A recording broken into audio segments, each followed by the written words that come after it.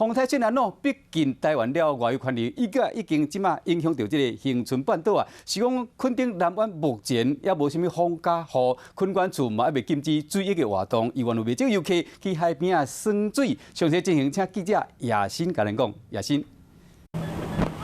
好，主播各位观众，持续带你来关心台风对于台湾造成的影响。记者目前是在屏东垦丁的南湾这边，您可以看到，目前在南湾的沙滩上面，其实还是有许多游客来到这边游玩。就在这个海面上，其实也是有相当多的一些游客在海面上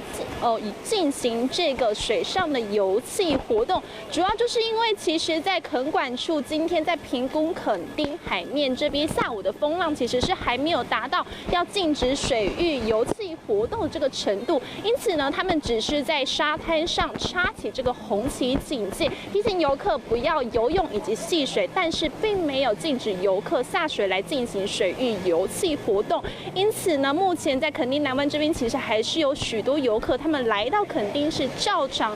着他们的这个行程来走。不过还是要提醒观众朋友的是，虽然目前这个宣南落就是已经减轻到中台，不过它的威力还是不容小觑的，就是因为在恒春半岛这边，它的地形是三面环海，没有阻隔，所以呢，强风从台湾海峡灌进来的时候，在恒春半岛这边，从今天入夜一直到明天清晨开始，风力就会逐渐的强劲。虽然说目前在垦丁这边呢，还没有感受到明显的风势以及雨势，不过在入夜以及到明天清晨，这个影响会越来越加剧，因此也提醒观众朋友，在这个时间点尽量避免来到海边游玩，出门也要特别留意自身的安全。那以上就是现场为您掌握的最新情形，先把时间镜头交还给红内主播。